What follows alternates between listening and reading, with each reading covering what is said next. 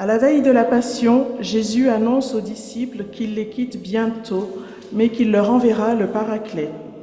Paraclet signifie en grec l'avocat, le défenseur ou bien le consolateur.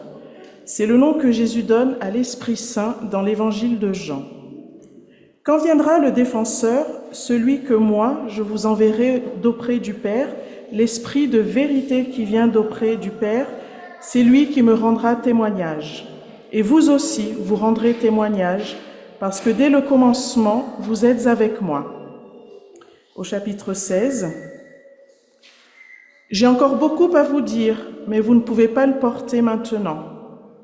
Quand il viendra, lui, l'Esprit de vérité, il vous conduira dans la vérité entière.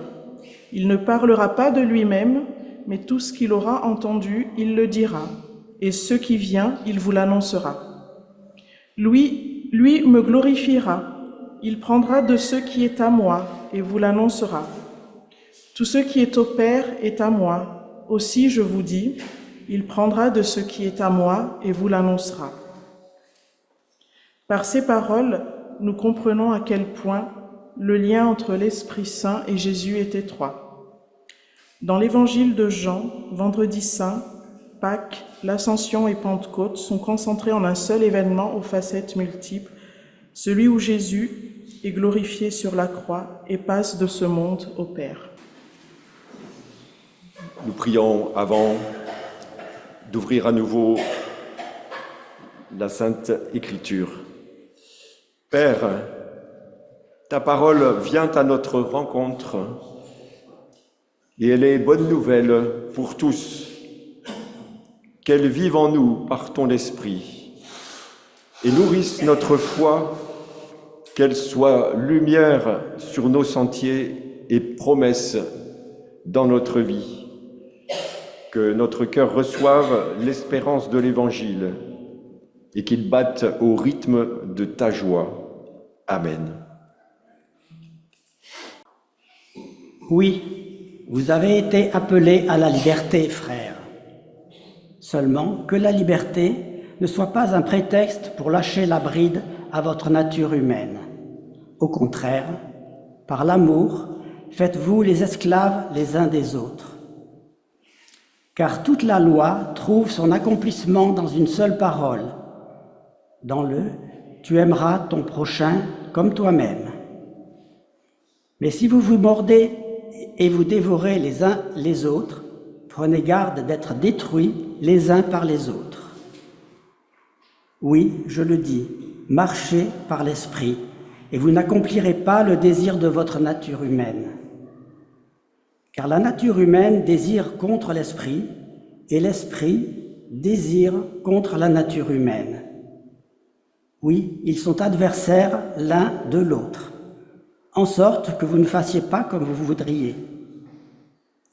Cependant, si vous êtes conduits par l'esprit, vous n'êtes pas sous la loi. En effet, le fruit de l'esprit, c'est l'amour, la joie, la paix, la patience, la bienveillance, la bonté, la foi, la douceur et la maîtrise de soi, ce contre quoi la loi n'est pas. Si nous vivons par l'esprit, marchons aussi selon l'esprit. Ne faisons pas les vaniteux et à nous provoquer les uns les autres, à nous envier les uns les autres. Dans le même lieu, tout à coup vient du ciel un bruit comme celui d'un violent coup de vent. Il remplit toute la maison où ils sont assis. Leur apparaissent des langues comme de feu. Elles se partagent et ils s'en posent une sur chacun d'eux. Ils sont tous remplis d'Esprit Saint et se mettent à parler en d'autres langues selon ce que l'Esprit leur donne d'énoncer. Or, à Jérusalem résident des Juifs pieux de toutes les nations qui sont sous le ciel. Comme cette voix surgit, la multitude s'assemble et elle est bouleversée. parce que chacun les entend parler dans son propre dialecte.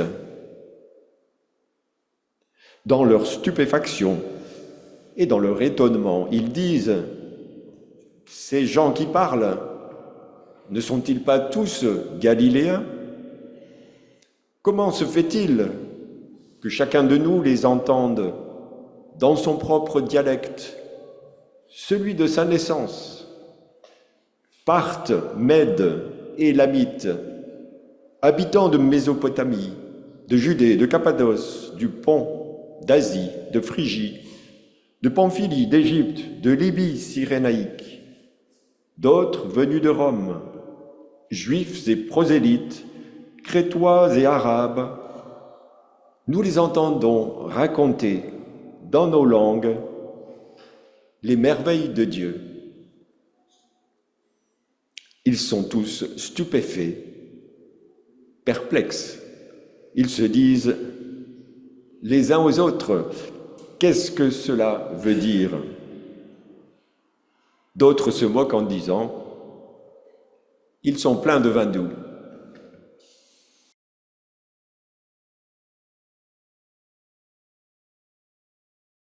Voilà.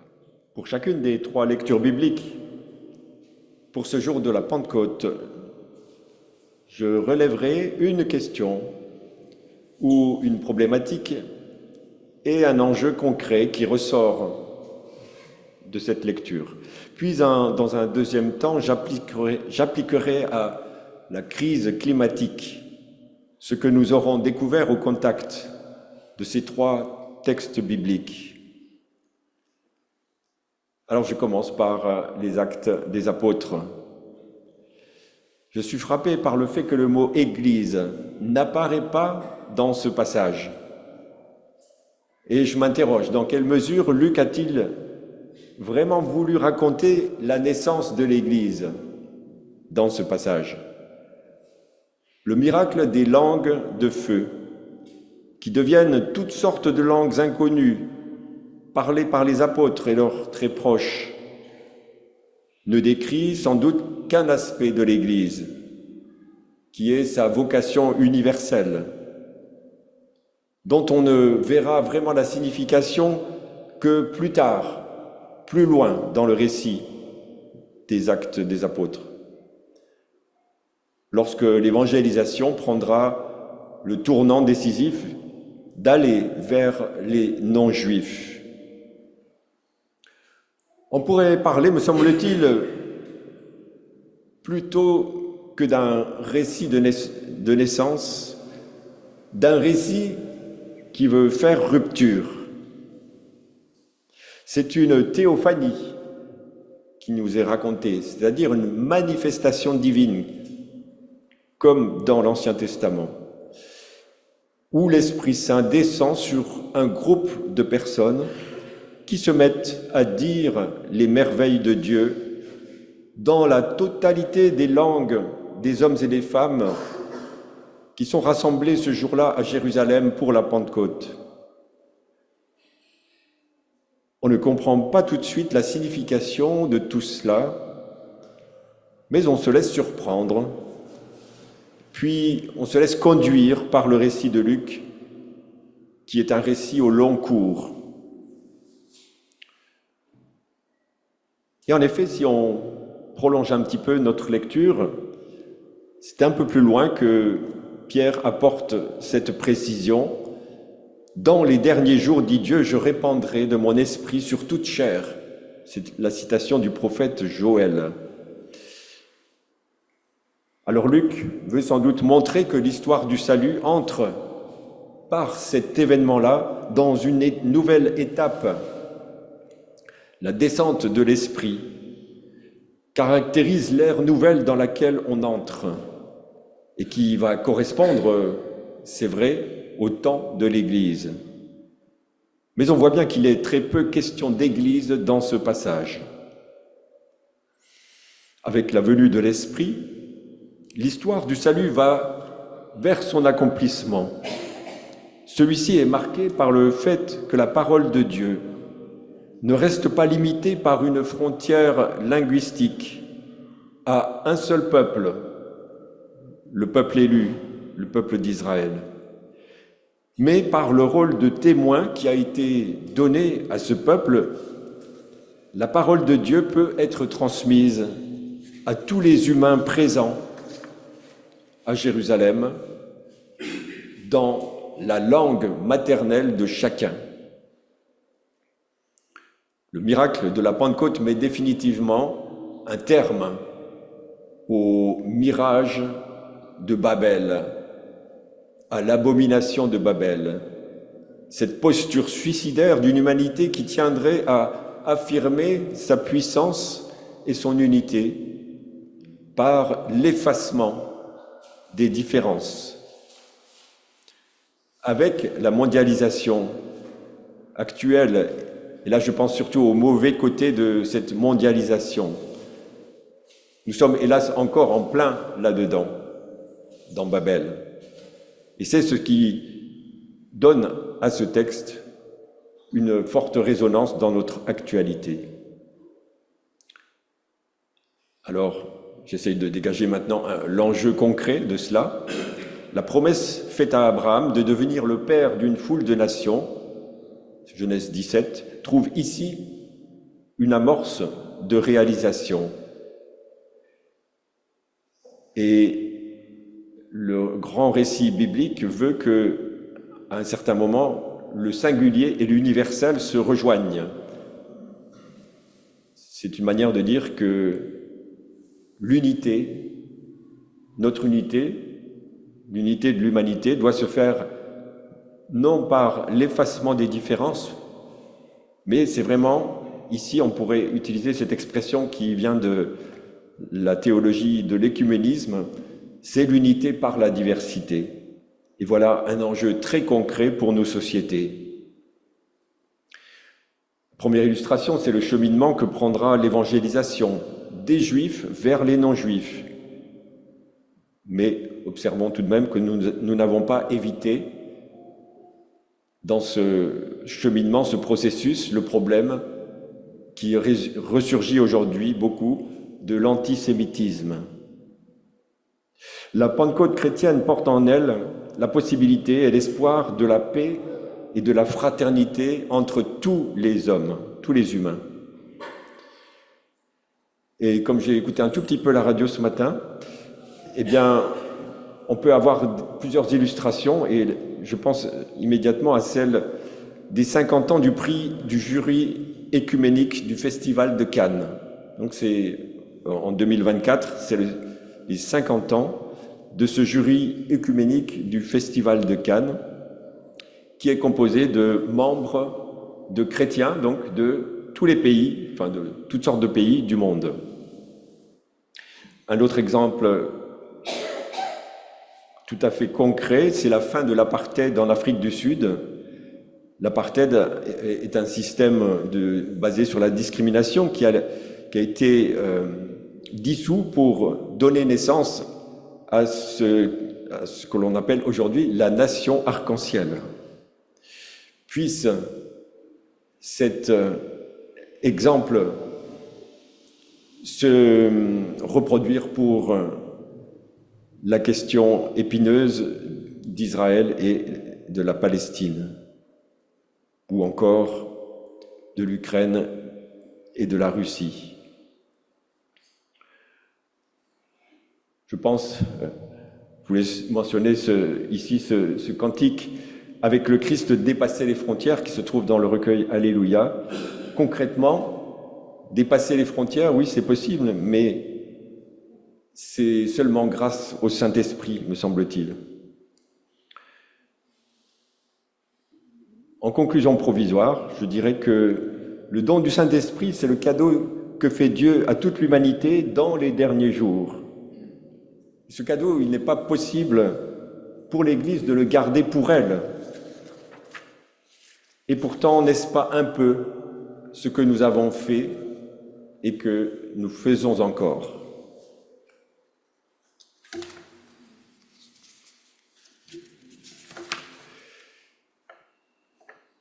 J'en viens à l'Évangile selon Jean. aux extraits des chapitres 15 et 16 que nous avons entendus. Et je retiens particulièrement cette appellation johannique.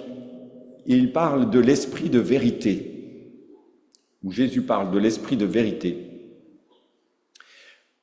Alors, dans l'évangile de Jean, la problématique, je vois que c'est celle-ci. C'est la question de la continuité de notre relation avec Jésus au-delà de l'événement de Pâques. Notre relation avec le Christ vivant, ressuscité, dans le temps qui suit la résurrection. Donc dans le temps de l'Église, on pourrait dire, dans un autre langage que celui de Jean.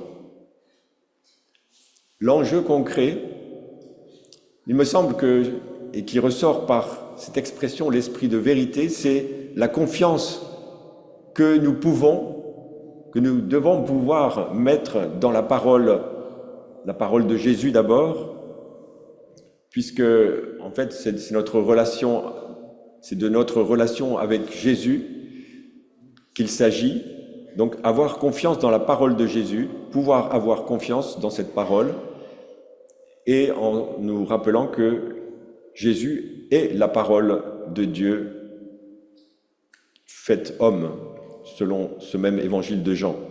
Donc avoir confiance dans la parole de Jésus, c'est aussi avoir confiance dans la parole de Dieu.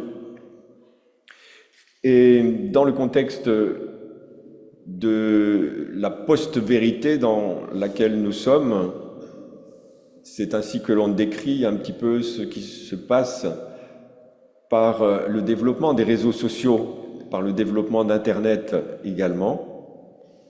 Eh bien, la vérité est quelque chose qui est fortement malmené. Je pense que tout le monde s'en est rendu compte.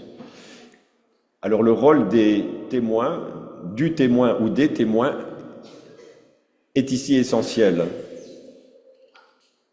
Et c'est d'abord l'Esprit qui est témoin de Jésus, qui est le témoin de Jésus.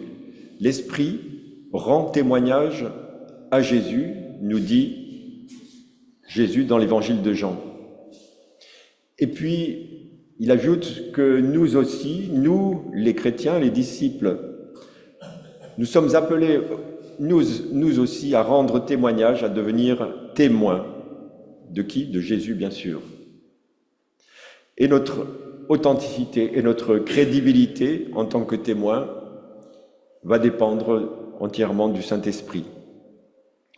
Rappelons-nous le slogan de l'Église protestante unie de France qui a été donné dès 2013, dès la création de cette Église, devenir une Église de témoins. Eh bien, nous n'y sommes pas encore parvenus tout à fait, et je pense que sans le Saint-Esprit, nous n'y arriverons pas. Voici ma conclusion provisoire. L'évangile de vérité, c'est, selon cette deuxième lecture biblique, c'est le moyen de rester en phase avec l'événement de la croix et de la résurrection, et en communion avec le crucifié ressuscité. Le risque de figer la foi en doctrine n'a pas toujours été évité. La dogmatisation aboutit à l'objectivation de la vérité. Et l'Église, alors, s'est servie de la vérité pour étendre sa domination au lieu de servir la vérité de l'Évangile. Voilà, j'essaye de montrer à chaque fois en quoi ces textes peuvent nous parler et peuvent nous aiguillonner un tout petit peu. Et j'arrive à notre troisième lecture, l'épître de Paul aux Galates, chapitre 5. Et au début de ce texte, Paul dit ceci: la liberté, vous y êtes appelés en tant que chrétiens, mais il ne faudrait pas que cette liberté devienne un prétexte pour la chair. Alors, la chair, c'est le mot utilisé par Paul, mais comme il est un peu difficile à comprendre et à interpréter aujourd'hui. Donc, dans la traduction que nous avons entendue, il s'agissait de la nature humaine. Il y a un endroit, Paul parle de la nature humaine avec ses passions et ses désirs. Voilà la signification du mot chair chez Paul. C'est une signification un petit peu péjorative.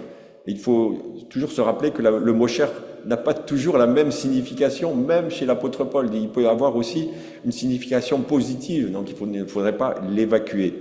Mais là, c'est une connotation négative. Eh bien, la chair, cela renvoie pour moi à notre société d'aujourd'hui où on rencontre partout l'esprit de compétition, le désir mimétique, c'est-à-dire je veux quelque chose parce que l'autre le veut. Ça, le mimétisme, désir mimétique, l'instinct de puissance, montrer que je suis plus fort, plus beau, plus riche que les autres. Pour Paul, la liberté, lorsqu'elle se confond avec la volonté de puissance, avec la loi du plus fort, une liberté sans ou contre les autres, n'est qu'une autre forme de servitude. La loi, pour Paul, est une servitude, mais la liberté peut être également une autre forme de servitude. Et inconsciemment, c'est ce que Paul développe dans la lettre aux Galates, inconsciemment, les Galates se remettent sous le joug de la loi, non seulement parce qu'ils veulent se faire circoncire, c'est le passage qui précède immédiatement le nôtre, mais également parce qu'ils adoptent des comportements répréhensibles qui tombent sous le coup de la loi. Alors ils restent sous le joug de la loi. Et voici l'enjeu concret, pour moi, de ce passage, qui est d'arriver à sortir du légalisme, de cette soumission à la loi qui est incontournable. La loi, c'est quelque chose d'incontournable. Mais comment sortir de cette soumission à la loi? En sortir non pas par le bas, mais par le haut. Passer, en d'autres termes, dans les termes de Paul, de la loi à la loi d'amour. Comment faire cela? Eh bien, je pense qu'il n'y a pas d'autre recette, il n'y a pas d'autre chemin que par l'Esprit. Et Paul dit ceci, si vous êtes conduits par l'Esprit, vous n'êtes pas sous la loi. Et un peu plus loin, il dit, si vous vivez par l'Esprit, ce qui est un verbe à l'indicatif, si vous vivez par l'Esprit, marchez aussi par l'Esprit. Ça, c'est un verbe à, comment on appelle ça? L'impératif, voilà. Marcher à l'impératif, un indicatif et un impératif. L'impératif de l'éthique s'articule toujours dans la pensée de Paul avec l'indicatif du salut offert en Jésus-Christ. Et les Galates ont une fâcheuse tendance à l'oublier, tout comme les Corinthiens également, qui oublient qu'ils vont devoir mourir comme les autres humains avant de pouvoir goûter à la réalité de la résurrection promise aux croyants. Et cette attitude-là, ce comportement, c'est la chair. C'est ce qui est charnel, y compris chez des croyants. Conclusion provisoire, la liberté de l'esprit n'a rien à voir, pour Paul, avec le laxisme ou avec le libertinisme. Pour Paul, il n'y a rien à faire, l'esprit et la chair ne font pas bon ménage. C'est pourquoi il rappelle à l'ordre les Galates, ou plutôt il leur rappelle l'appel qu'ils ont reçu à être libres. Et concrètement, être libre, ça veut dire ne pas dépendre de la loi pour leur salut, car leur salut leur a été offert par grâce, et désormais ils vivent d'une vie nouvelle par l'Esprit qui leur a été donné. Mais cela implique la volonté, et cela impacte la conduite que l'on a avec les autres, envers les autres. C'est ce que signifie l'injonction « marchons selon l'esprit ». C'est la part active qui nous est demandée pour notre salut. Par nos propres forces, nous ne pouvons pas marcher selon l'esprit. C'est seulement dans une synergie, une coopération entre l'humain et Dieu, par l'Esprit Saint, qu'il est possible pour nous de produire des bons fruits qui soient agréables à Dieu. Et quand on l'oublie, on est vite rattrapé par la chair. Et c'est le syndrome des Galates, mais pas seulement des Galates. Car les chrétiens sont bien souvent retombés dans une théologie des œuvres, aussi bien du côté catholique que du côté protestant, me semble-t-il. Et cela aboutit à un moralisme étouffant qui a pour corollaire l'hypocrisie religieuse, qui consiste à faire semblant, à jouer un double jeu. Et c'est exactement ce qui a produit en réaction le libertinisme qui s'affranchit allègrement des conventions et des règles de la morale.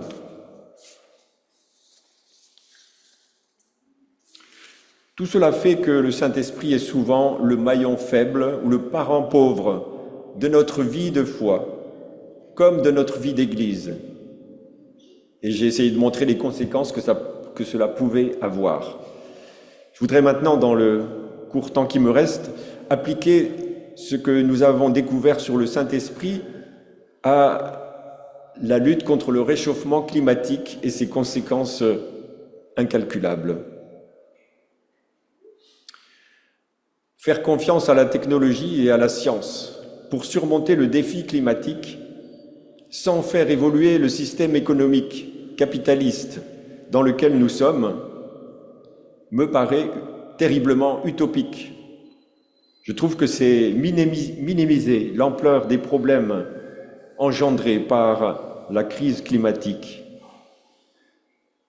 Je suis convaincu que l'on n'accédera pas à la sobriété heureuse, chère à Pierre Rabhi, sans remettre en cause la société de consommation et l'économie de marché qui la soutient.